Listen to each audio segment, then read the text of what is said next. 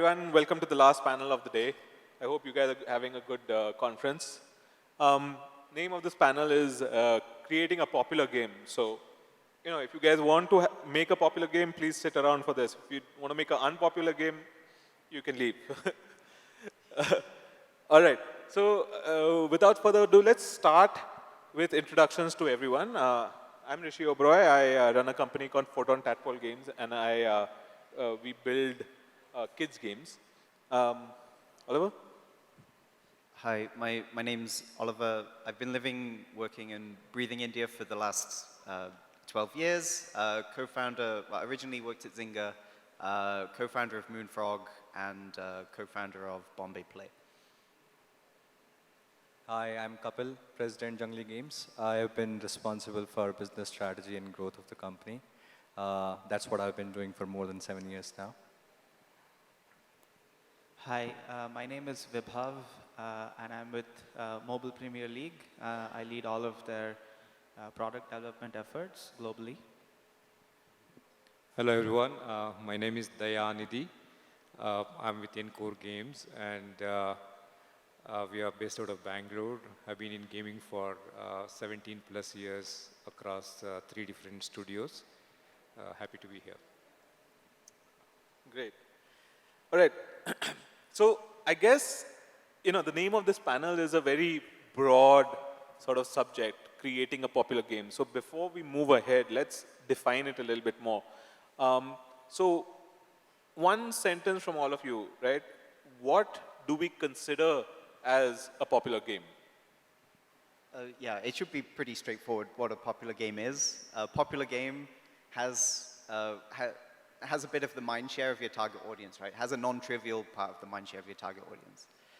It's not necessarily a good game. A kind of mediocre game can still be popular. And it's not necessarily a successful game, because you can have popular games that don't make money. So yeah, a popular game could be looked at in terms of daily active users, and I think everyone should be on the same page with that. Yeah, I think that's pretty good summary, but it's basically if you have established a strong product market fit and you have built those strong DAOs, and that's a combination of your strong acquisition funnels, strong retention funnels, and engagement. You build it all together, you are looking at a sustainable growth and sustainable popular games. Yeah, I agree with everything. It's all to do with engagement. That's how I define something that's popular.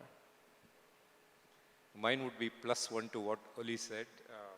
Basically, the daily active users define what a popular game is, as long as there is big traffic, which is driven by the quality of the game, the mechanics of the game, and also if the game is still monetizing, which is why the publishers would keep it on. That makes it a popular game. Great. I know a bit of a strange question to start with, but I think it's important to set a baseline, especially considering that we are not saying how do you make a good game, or we're not saying how do you make a successful. We're specifically talking about popularity, popular games, right? So let's start with that point, right? Okay, having said that, Ollie, I want to start with you. I want to ask, how does a game developer decide what to build, right? Does researching the current trends and building clones of that work? Is that what will get you a popular game, or is there more to it than that? This is probably the biggest question facing game developers throughout time, really. Well, throughout the modern day game development.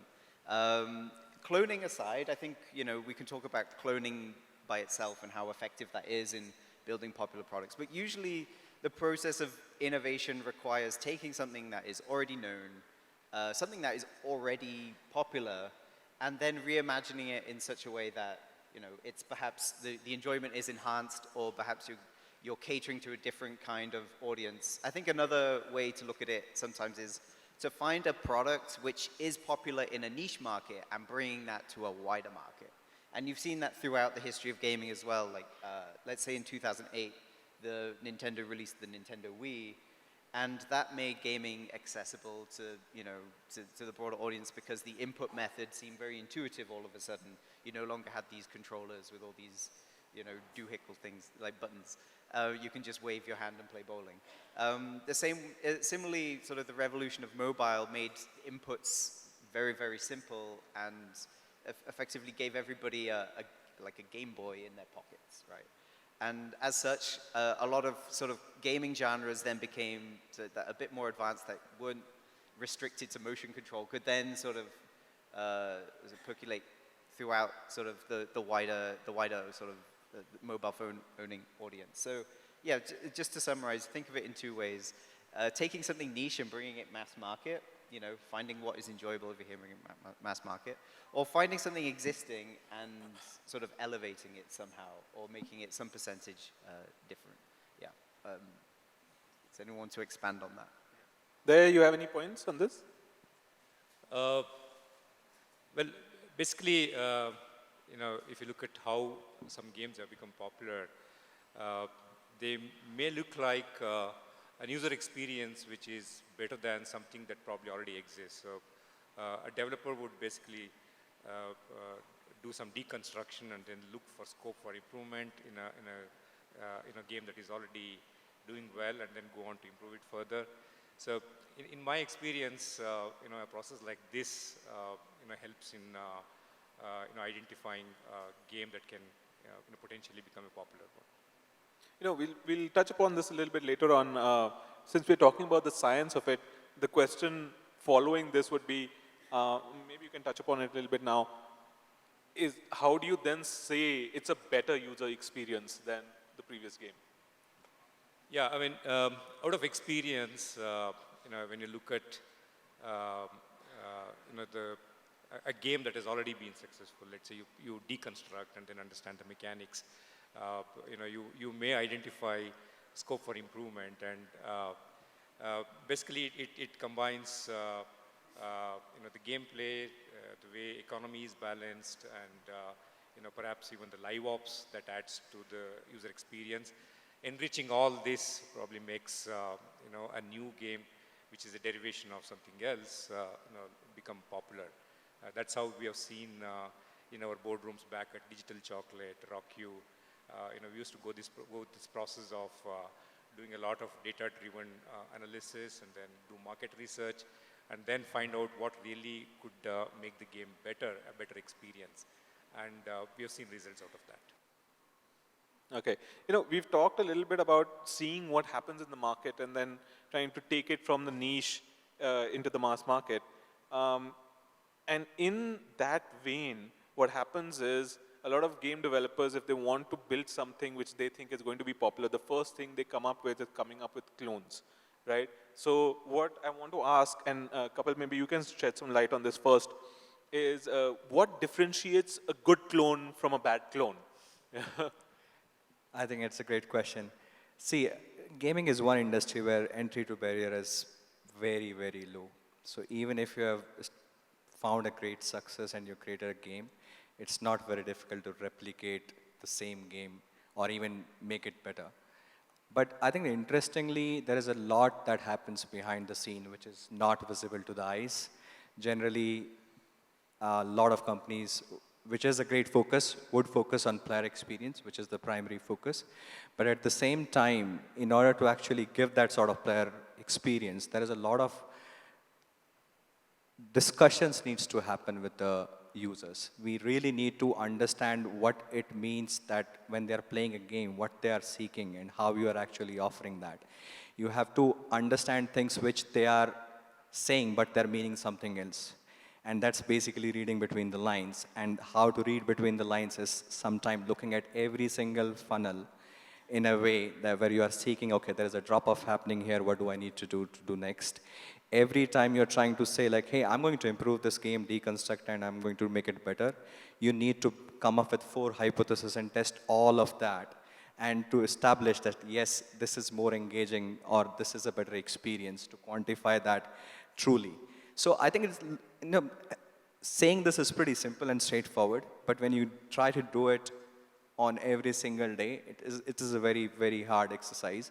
And when you have to bring this all together, that's where you start creating a lot of barriers. And I think one of the biggest barrier some good clones can create is a high DAOs. Liquidity attracts liquidity, and that's something which we have seen. So, we know Ludo King should say, a #1 free app for a while until Dream11 toppled them recently. But that's because they built that liquidity.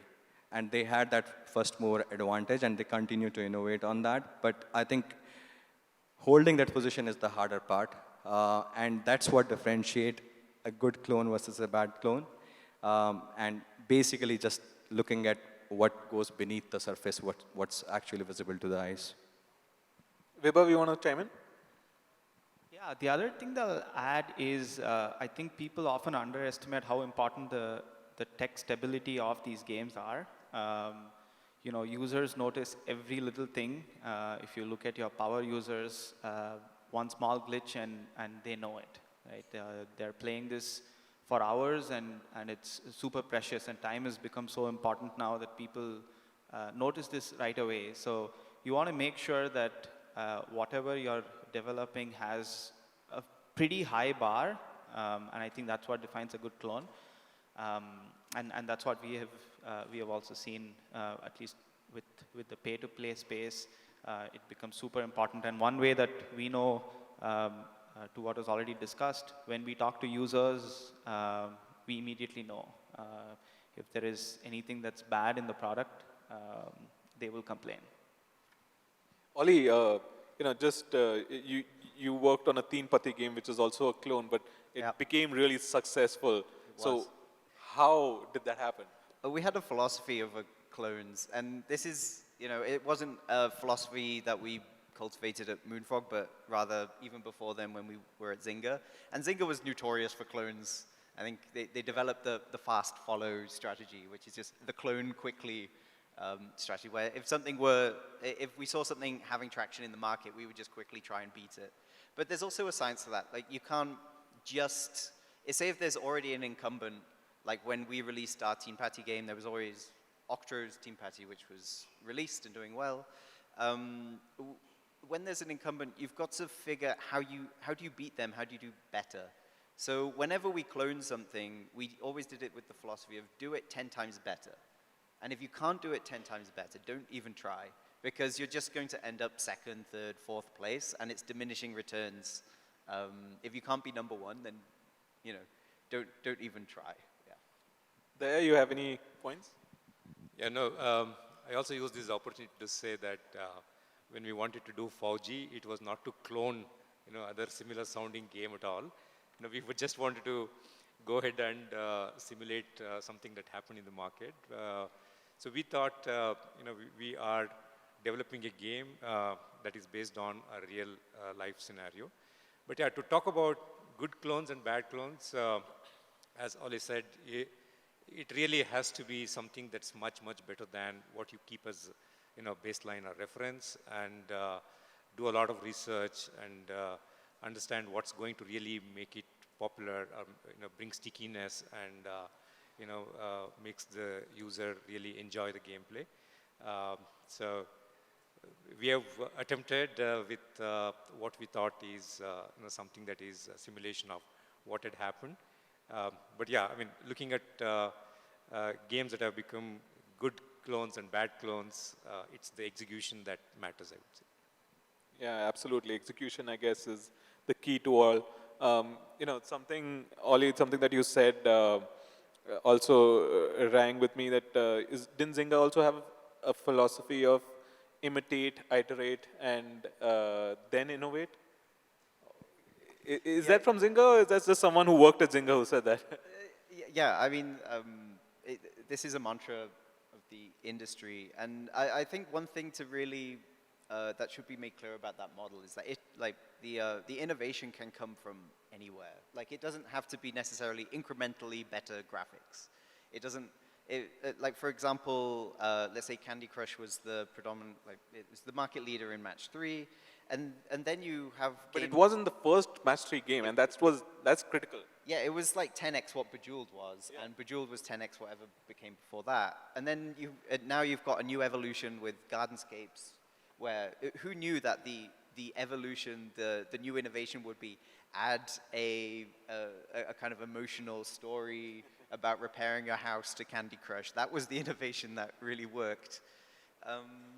Yeah, so I think similarly with Teen Party, and I think just talking about casino games, the innovation there I feel was just making it easier to socialize. You no longer need a deck of cards and have your friends in the same room. Now it's all digital and it's a lot faster. You can play your hands faster. You can connect on a table very smoothly. So that's a very different angle of, like, I guess, social innovation. That's what we tried to pioneer at Zynga, which was, which games could we bring to Facebook Canvas and, integrate the Facebook APIs and make them, a larger scale. All right. So we all know that just building the game is not enough. You have to you have to do a lot of marketing, and the marketing doesn't start after you launch. It starts from before you launch as well. So, talking about that, let's, have a little conversation about what are the must-have steps to follow before launching a game. What is your pre-launch strategy that you must do before you launch? Kapil, you want to start? Yeah, I think I wouldn't touch on the pre-marketing strategy. I would rather think about more like a go-to-market strategy. And I think that checklist, these are things which you should definitely have before you even roll out. From my standpoint of view, that checklist would look like something, hey, what kind of DAOs I can hold or concurrent users can I hold on my game? If game gets that virality, what anybody is looking for, are you even equipped to actually handle that sort of scale? Do you have the right tracking in place to measure what people are doing in your game and how overall the game is performing? That's a definite number 2. Third important part would be, like, what would be your you are going to source your initial users from? In order to at least test the waters, you need to figure out your initial set of users. And there should be a strong strategy around that. You wouldn't want to burn money to just establish, like, hey, is this a game that is going to work or not? So that would be a strong number 3 for me. And finally, are you equipped to handle any sort of disaster recovery if it comes to, from a live ops standpoint of view, like the game is going down, the players are facing issues? What sort of controls have you put in place that something like that happens? You, as a company, are equipped to handle that sort of things. I think that's something definitely a sort of a must-have before we actually go to a market. And of course, there is more. We can keep on talking about that all day. But I think those 4 would be my primary focus. There, you want to chime in on pre-launch, what you guys did for a really successful game that you guys launched? Yeah, sure. Thanks to the circumstance, because of ban of another game, and we could use the tools at our disposal, and also some celebrities who are associated with us in the game. So we could actually pull all that together and channelize into building a kind of curiosity, anticipation of the game, and we did all that by doing the trailers and talking about what we are doing and stuff like that. Another pre-launch marketing activity, you can't really call it marketing, but really something that is critical, is to look at your target community, build that community even beforehand, before launching the game. Keep in touch with them through conversations, and then giving them updates as to what is happening. And these days you have platforms like Discord, where you can bring the potential users together, give updates, take some inputs. You can even go on to create your focus groups out of such an audience, and then do your quick litmus test of the product, and get some feedback. So keeping in touch with your target community is important even before the launch happens. And this is some of the things that have really worked for us when we launched our games. Yeah, I guess Apple and Google both have, I'm not sure if Apple have it, but Google definitely has pre-registration, right? So all that pre-launch marketing actually will help in getting pre-registered users as well, right? Yeah, I mean, for 4G, we had close to about 5 million pre-registrations and probably perhaps one of the highest for any Indian game. That's all thanks to the circumstances, as I said, where the curiosity was already built and people were really looking for that. And if you have to repeat that for any other game that we do, we would definitely start with pre-registration and then giving as much of information as possible, relevant information, to increase the curiosity about what we are going to build. Yeah. And how much did social media play a factor in that? Well, And it what was kinds of social media as well, right? I mean, it's the day and age of influencers today. absolutely. I mean, you just take out social media, then in the current age, you'll wonder, how do you really reach the masses? Neither print nor any other is not, going to help at all. And also, it becomes very cost-effective, right? I mean, influencers are a part of the ecosystem, and we're all kind of, complementing each other, and especially with our games, we saw that they played a key role, and we could really use their help and support to reach out to audiences that we could not have done completely on our own, and as effectively as we could do, having them supporting us. So social media definitely today is the key important channel to start your marketing activity, and it is also very cost effective, I would say. All right.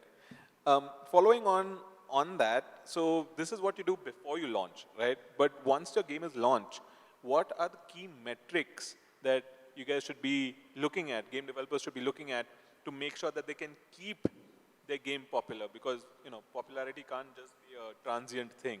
Vibhav, you want to start?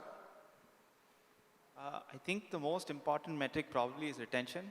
And you can look at various cuts. You can look at your D1s, you can look at your D7s, you can look at your D30s and so on.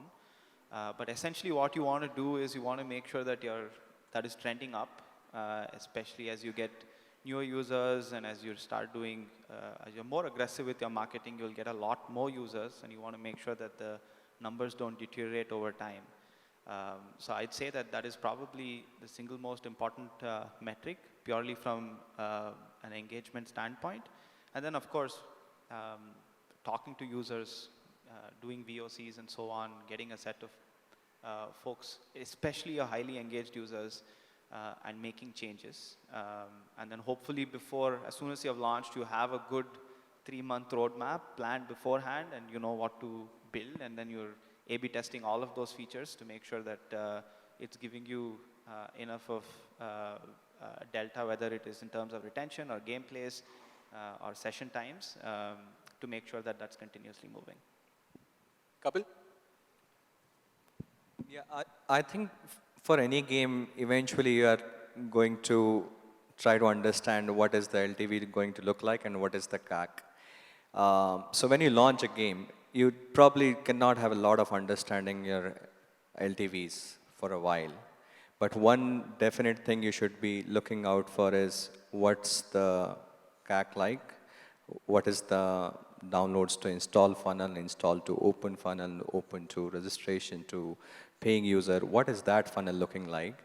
And probably at least, like Weber said, probably have a really good eye on D7 retention. But besides that, there are some other KPIs that, what is that session time? How many times these players are actually coming and playing in the same day again and again? What does that look like? What is DAU to MAU ratio? When you look at from a monthly standpoint of view, to get an early gauge on that, hey, is there a stickiness enough to create a business out of it? Or it's just going to be another game where people are just going to play and just forget about it. So I think those would be some really good early indicators to understand where this game is going on in initial first 2 to 3 months. Oli? Yeah, perhaps I would give the perspective of maybe you're a smaller, scrappier developer and you're releasing stuff that may not have 30 days of content. This may even come in under the category pre-launch, because ideally you've soft launched maybe what's called a day 3 build, where you have 3 days worth of content and you're only looking at the very short-term metrics for high engagement. And that's where, session time is important, but also sort of early onboarding funnel. And just seeing whether your game is really, for a core set of users, is your game actually resonating, right? So maybe a way to look at this is like, okay, of the people who have passed my 3rd level, they should like my game by the time they've passed this stage in the game. So if they come back the next day, I have succeeded. If they've played 3 levels and not come back the next day, then there's a problem here, right? So yeah, I would say look for the day 0 engagement sort of signifiers and use that to determine whether you should be building out your content for the long term. Okay, I'm going to, throw a spanner in the works here. Going to also ask you guys to speculate if you're not getting these numbers, you're watching these metrics and you're seeing it's not happening. Then what do you do to make sure you increase it? Now you talked about the day 0 engagement, and you talked about day 1. How do you increase? How does the developer say, okay, this number is not working? What do I do? Or is that just dependent from game to game and there's no one size fits all? I just have one thing to start this off with. If your retention is bad, retention is not a sort of abstract number. Retention is a proxy for how fun your game is, right? So if your retention is bad, you have to be thinking of how can my game be more fun? Yeah, so, and you need to do, like as a developer, making your game more fun. The typical mistakes we see is people treat retention as an abstract thing. So they'll add daily login bonus, or they'll add quests, or something like this, which is, or a 24-hour bonus or whatever. Adding timer mechanics on top of a bad game doesn't make a bad game good.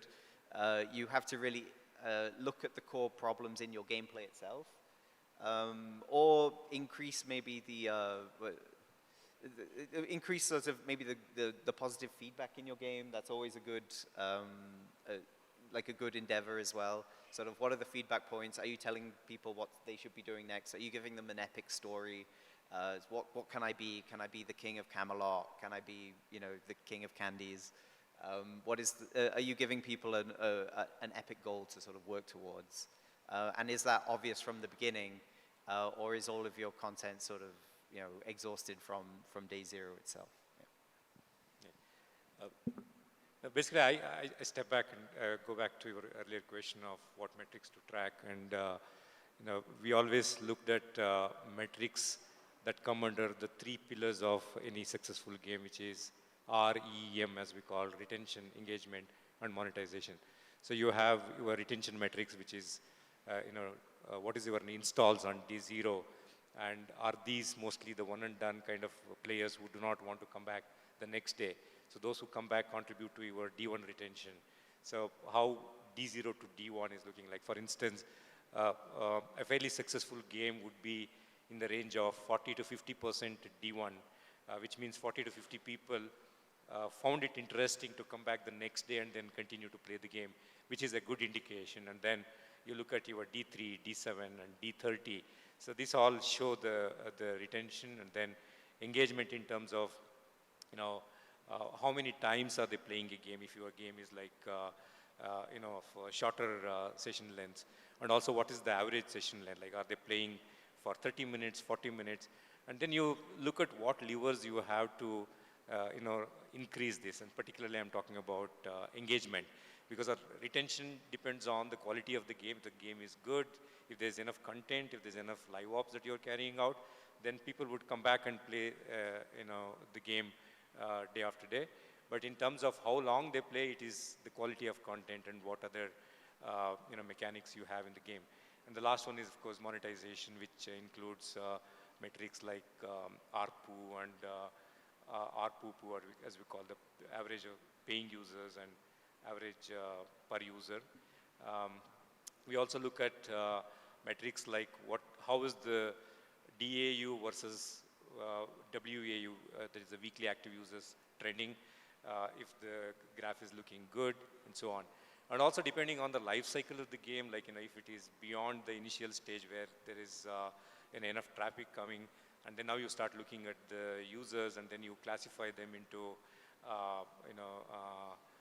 dolphins, minnows, and like whales, super whales, and all that. So you also start tracking as to how they are spending week after week, and then we do the player segmentation and track them. So this is all from the games that were popular, that were in the middle of their life cycle. So these days you get a lot of tools, analytics tools that give dashboards wherein you can configure and see what kind of metrics you really want to track. But it's the levers like live ops and other mechanics which can bring in more engagement that you play around with. Okay, cool. Can I So- add to what Ollie said? I think he has already pretty much answered your previous question, where a lot of people think retention is just an abstract number. Especially when you are talking about new games and developers struggling to hit the retention number, they need to really deconstruct the retention number. And that's where it's really important to really go into every single funnel. So for example, I mean, there are five key things for any early signs in terms of if something is not working well. Things like, hey, are there crash rates happening? Is there ANR too high? Is there bounce rates too high? What are the drop-off funnels in the early first session or from first session to second session? Until and unless the depth to that customer behavior, user behavior is understood, it would be very hard to hit that retention number. So I would really say, like, if somebody is struggling with that, I think they need to go a layer deeper into it. And of course, nothing beats talking to customers. Every customer where you see somebody has shown an intent but has dropped out, please talk to the customer. I think they will themselves will share a lot of information which can definitely help developers. The only other thing that I wanted to add, I think it's, Ollie already covered some of it, but if the magnitude of your retention from the best-in-class games is very high, then I think you'd need to go back to the drawing board. If the magnitude is not so much, then maybe you can do other things. But if it's like, I don't know, D1 is 5% and top is best-in-class is 50%, nothing is going to help you. You got to go. Yeah, back I to think the that's a very good point. Like, know when to quit, right? Yeah. All right. So let's move on to the next. Have you guys seen any out-of-the-box marketing strategies working these days? I mean, what I'm talking about is, in this day and age of influencers and esports, and you have live streaming and things like that, have you guys noticed anything that has kept your game popular? Anyone can pick that up.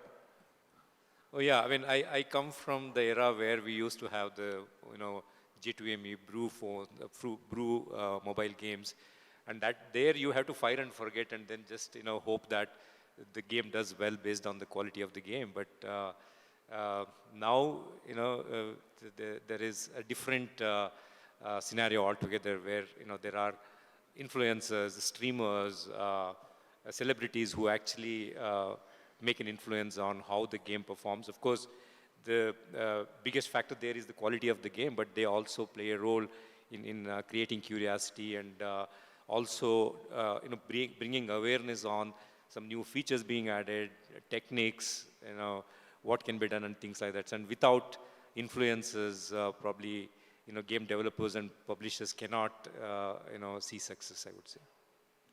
Yeah, I can add a couple of things. So one of the things we did with our in-house studio, which is Mayhem Studios, is we did a drone show in Mahalakshmi for our Battle Royale game, and that garnered a lot of pre-registrations for us. So that is in addition to some of the other, of course, the influencer marketing work that we did. But all of this is going to give you spurts. It'll give you high traffic for some time, or give you high amounts of pre-registration. So if that's what you're looking for, sort of give you the steroids that's needed, then you could do that. I think the other way, which is more compounding, is to do more algorithmic and data-driven marketing. I think that's become very popular these days. You have all kinds of information that you can use to decide which cohorts to target, what kind of users to target, when to target them, and so on and so forth. So depending on what kind of growth strategies you want, I think in general, a combination of the two works best. Yeah, we also saw with our kids game, we had kids game influencers. I don't know how much you guys know, but on YouTube, they're amongst the most popular YouTube channels.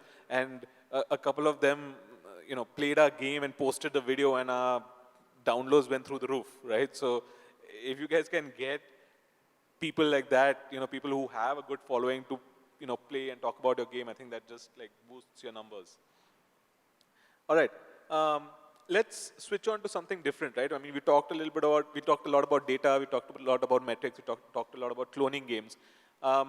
But, this is a game dev conference, right? People want to talk about, oh, I want to make the next big new thing, right? So I want you guys to speculate and say, okay, what would be the science behind creating an original breakout hit, right? Something which has not been done before, and people is trying to do it for the first time.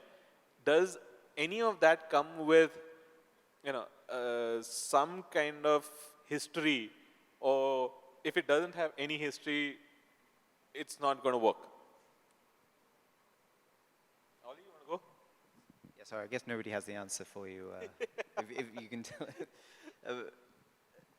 Just to speculate, I think that every decade or so, when you talk about big breakout hits, they're actually exceedingly rare, right? How many billion-dollar annual revenue games are there? And if you look at the trend, you'll see that the games that are billion-dollar plus are usually ones that came at the turn of like a new technology innovation. So, the games that were good and released at the same time that mobiles ended up in everyone's pockets and rode that wave. I think in India you've got Team Patti Ludo. The winning games, the most popular games, are the ones that rode the wave of market adoption and faster internet speeds in India. So really, yeah, as much as we like to think that it's purely an abstract product innovation that needs to happen, it needs to be a product innovation on top of a wave of, mass market adoption of a new technology. I think that's how you really crack the nut. I think that's a good point. I mean, the environment plays a big factor in the success and popularity of a breakout hit, right? What's happening around you at this particular time, right? Anyone else? Yeah, if I had to speculate, I'd probably say, to Ollie's point, to add to it, is the big change that we're of course seeing now is Web3. And I think that fundamentally changes the economics for the game developer, right? You get more back to your pocket versus giving it to Google or Apple. So I suspect that there's going to be some very interesting games that comes out in that space. Okay, cool. All right. Maybe I will add something to that. I think from at least what I've seen in last 10 years, every game, and I think Ollie talked about Teen Patti, every game that has been popular in the offline world, then came Ludo in 2015 and 16, and then of course there's Rummy, which has been pretty popular in offline context. Then we saw Carom from Mini Clips getting super popular. These are the games which we have seen and played in our childhood, or culturally, they were already there, that existed in the offline world. It's just that with technologies and some innovation, somebody could bring this in the forefront and make it just accessible and easier for people to play together.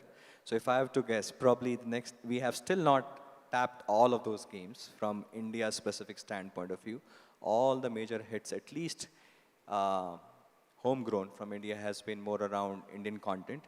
I think we just need to look around more deeply what something already exists, which still is untapped, and probably that could be the next opportunity where probably there might be another hit from India.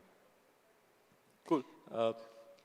There's this book called Hooked, written by Niriyal, and it talks about how to design generally products that become habit forming, and just bringing that correlation into gaming.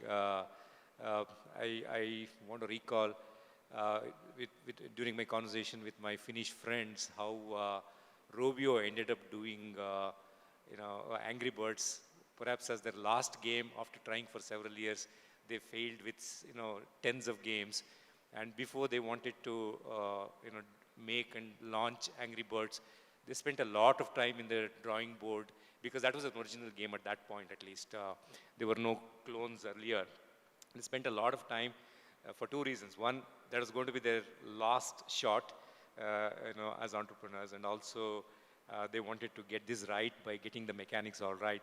So it was innovation, and then removing the pain points that an average user would have, because it is a little bit of physics that had to be smoothened. So when they got all that right, the game became really a blockbuster one. So it's the original idea that you want to take back to the drawing room, think from your average user's perspective, and then make sure that it is something that users can really easily use and get hooked at the end of the day. Okay, thanks a lot there. Okay, we got about 4 minutes left. Do we have any questions?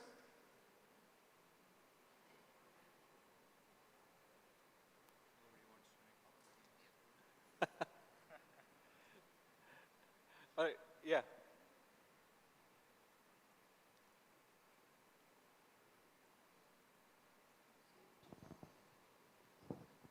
Hello. Yeah.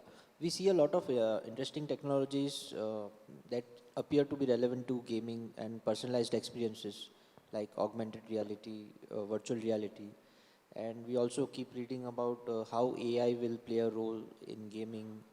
Yeah, there are already some sites where the moment you add some text prompt, they actually give you ideas for gaming. So, for someone who is operating in a space that's related to gaming, how does one try to identify which technologies are good to look at? Because it's a disruptive world and so many things are changing. We are reading about text to video by Meta. We are reading about text to images. So yeah, it would be good to know from the experts how to make sense of it. It's a good question. I mean, on some of the stuff you guys were talking about. Anyone want to pick it up? Vibhav, Ollie? The question was, how do you identify new technologies and what you should follow when something new comes in the market, like AR, VR, AI, etc. Well, what I would say is, in general, if you already have a game that's doing well, then some of the new technologies will help you augment what you already have, and that's what we have experienced at MPL. So, for example, AI RML that can help you, targeting users, that can help you understand maybe what kind of progression you want to add, etc. But fundamentally, you still need to have a functional game, and I think disrupting that with just some of these new technologies is hard. I think that part still has to come out, and then this can augment it. Yeah, I mean, like early iOS developers had a very small market, right? In fact, I think for many companies such as like Zynga famously missed the boat because they didn't see the potential until it was too late. So really, you have to, I think it comes down to what you have to make a bet at some point, right? So what are you willing to bet on? Are you willing to bet that, Apple is going to build the next generation of phone? I think some people did, and that bet paid off. Are you going to bet that Facebook is the company to bring VR to the mass market? Not everyone's going to make that bet, but if you succeed, then, it's, I think it's a worthwhile pursuit, sort of building for new and exciting platforms, but you also have to have a lot of patience, and so long as you embrace the failure, I guess that will inevitably come from making bets, then you should be fine. Yeah. Thank you. It's always good to put your foot in different markets as well. Like you don't have to go all in all the time. High risk, high reward. Sorry? High risk, high reward. Yeah. Yeah. Coming from the gambling guys. Hi guys. I One of the questions that Hrishi asked everyone was any new techniques in marketing that have been interesting or, anything new anyone has to share for the brands that's happened. I was just wondering, somehow in the gaming space, not much of public relations or usage comes in as a technique. While I do believe a lot of companies do employ that. So just a bit of a quiz question, if there's anyone who thinks it's played a good role in actually managing the sector overall and the individual brands. Good question. Who wants to pick that? Maybe one of the real money guys can pick it up. Can you repeat the question? She's saying, as a breakout. Yeah, I'd be happy to have a lot of inputs. I'm sorry. Yeah, I couldn't hear the last part of So, it. so what I want to ask is, has any one of you all felt that public relations has played a good role in any kind of marketing tactic which might have helped brands to achieve their goals, or any interesting, whatever, marketing on that side, if any of you all feel it's played a good role, basically? Yeah, I mean, we're typically, I think we're all performance marketers up here, mostly. So you kind of talk to the wrong panel on this one. But I think Modi is shouting for gaming.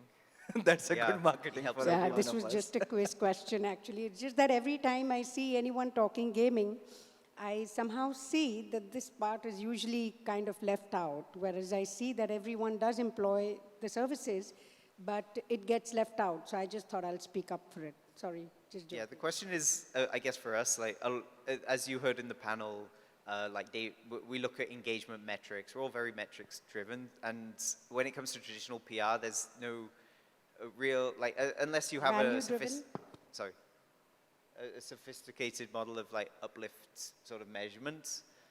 Because I've heard of this, like, it's not unheard of. Like, there are companies like Machine Zone that ran TV ads during the Super Bowl, and their measurement was like, how much did the CPI, the cost of install of your ads, how much did that decrease with brand awareness going up, right? Yeah, I think I would like to add one thing. Earlier also I tried to refrain from answering on marketing. I think gaming firmly ingrains that it has to be product-led growth. How do you build on that once a customer is in, how do you contain it within and build from there? It's less to do, see, if you think about gaming, it's another form of entertainment. That's what we are seeking. And it's more active form of entertainment. So it's not that it's sort of a need and you can just go there and try and create it. But our best bet is something that you can measure, which is generally true for most digital platforms. It's easy to measure and you can drive ROI. Every time you have gone ahead, forget just the PR, but even like celebrity engagements or like TV or newspapers to everything offline, it becomes very hard to measure ROI. And I think gaming is one industry which is probably, I can say confidently, very distilled in terms of actually figuring out, hey, every dollar which I'm spending, how are we earning money on top of it? So I think that probably, maybe that's the mindset which we have all been looking at, but we haven't seen a lot of success going any other way so far. Although I'd say on the panel we do have probably the biggest success in traditional PR, which is 5G. So perhaps, not to put you on the spot, perhaps you can speak to that. All right. 5 million pre-registrations, and I doubt any of that was paid from digital marketing. I believe that was all traditional PR. So, I mean, my view on this is if you're able to leverage a channel that your competitors are not, then you also have a competitive advantage. I'd add that we, at MPL, we have done a bunch of TV ads. We've got Virat Kohli as our brand ambassador. So we do a mix of both performance and brand. And, like it was already pointed out, it's a little hard to measure what the ROI on the brand side is. But during IPL, for example, it's a pretty important time for us, for our business. So we do spend some time on the brand side of things as well. Cool. All right. We have time for questions, or I think there's one more there. So. Okay. Last question. Thanks. Hello, gentlemen. So all of you just discuss about the how to make a good clone and what's the matrix of the good clone. I just really want to know like what kind of clone you choose, like what matters to choose a game that we can create a next. So if you can say a little bit. Good question. Anyone want to pick it? His I think question probably was, what clones should you choose to create and why? I think that there's enough reports available. You can easily see what are the games that are commercially successful, what are the games that are popularly successful in terms of driving the user base. Depending on the goal which you have, and I'm assuming most businesses, most games are eventually going to get to a point like, hey, I want to drive revenues, I want to drive profitability, that's the common goal. And if you have seen a success story very closely, and you know what it took them to do that, that's your closest bet. So you would always want to go with someone who has done it. And probably, I would not even stop at once. On the same genre, there is someone else who has done that. The chances becomes higher. Like somebody was talking today that a lot of people have created clones of Ludo. They're still doing great on DAOs. A lot of people have created clones on Teenpatti. They're still in, a lot of companies are doing great on Teenpatti. There are a lot of people who have created Rummy, and there are good successful companies in that space as well. So I think having an understanding of like, hey, this is where probably there is more stickiness, and these are the games which could be commercially successful, and these have already established a product market fit, not once, multiple times. That's the probably safest approach to think about, hey, this might be one clone which I want to try and do it better than rest of the industry. Okay, thank you. okay, thanks. Okay, so with that, I think we've wrapped up the last panel of the day. I want to thank all our panelists. You guys have done a great job in answering the questions, and hopefully the audience has now got a better idea how to create a popular game and all the science behind it. So someone from here is going to, get up and make the next Ludo King or some other popular game. All right. Thanks a lot. And with that, that's a wrap. Thank you, guys.